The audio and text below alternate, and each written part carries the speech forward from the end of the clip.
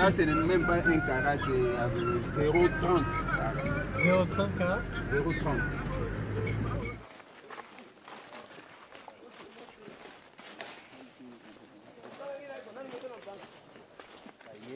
Babibo sikoyo tozoko uluka moto oya kozalelo chef coutumier. Voilà.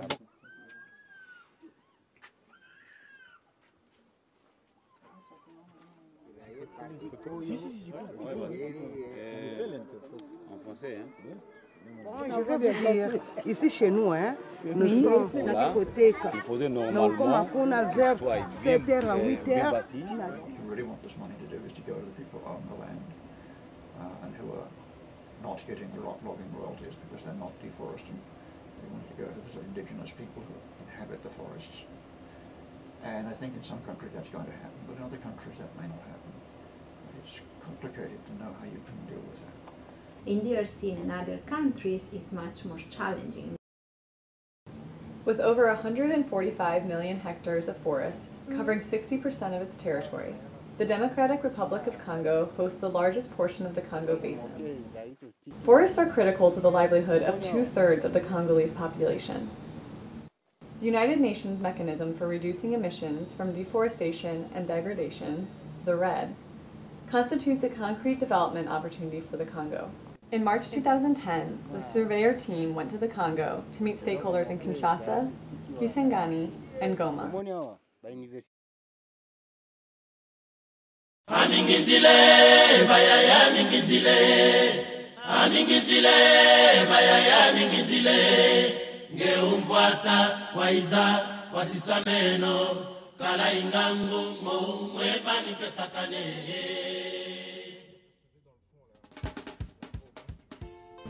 In the heart of the rainforest, Kisangani is the capital of the province Oriental.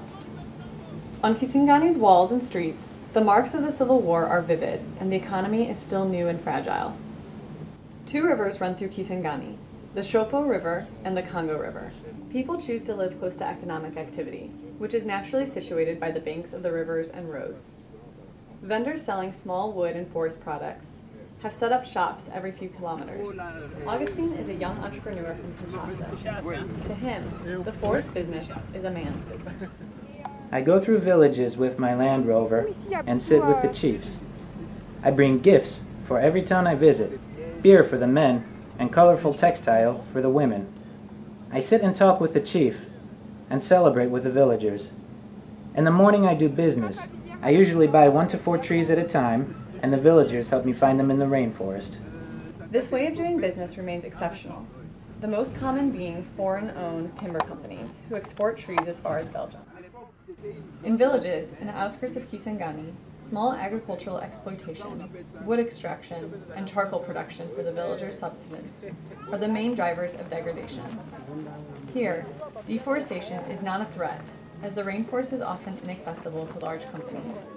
Recently, the villagers have discovered a new source of hope, the mechanism for reducing emissions from deforestation and degradation, or RED. This mechanism provides a set of financial incentives to reduce the rate of deforestation and degradation, and therefore rewarding for forest preservation. Given the size of its forests, the Democratic Republic of Congo will play a major role in the RED at the international level. Decision makers and international aid workers in Kinshasa are putting together a strategy to enable the Congolese to benefit from the RED. And villagers seem to expect direct cash transfers, but the redistribution of RED revenues is still to be defined. The land is owned by the state.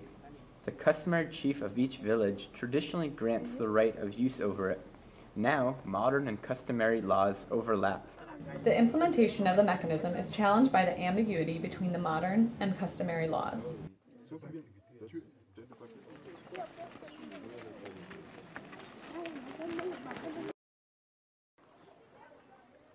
There's perhaps no other place that embodies best the contradictions of the Congo than Goma, the head city in North Kivu province. Here, forests constitute a distant theme in the shadow of mining interests, land-based conflicts, and gender issues. Located in between active volcanoes and a mountain lake, Goma hosts one of MONUSCO's headquarters, the United Nations Stabilization Mission in the Democratic Republic of Congo. Its mission is to neutralize all foreign armed groups, solve the issue of internally displaced people, and to do capacity building for the benefit of the Congolese state. New military way of operation. You are operating in an environment that you need to take into account. Yet, there are not enough troops to ensure control over protected areas and parks. Nature conservation in a country still to be reconstructed is seen by the local population as misallocation of resources. Goma is also the epicenter of an active local civil society.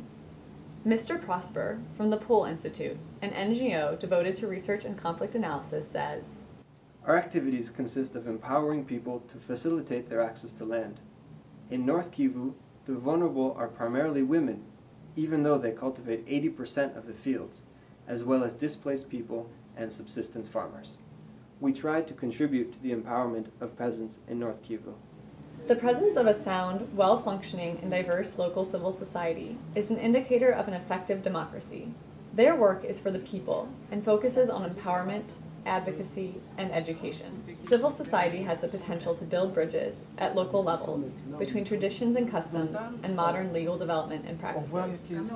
There is limited communication between Congolese government and local civil society.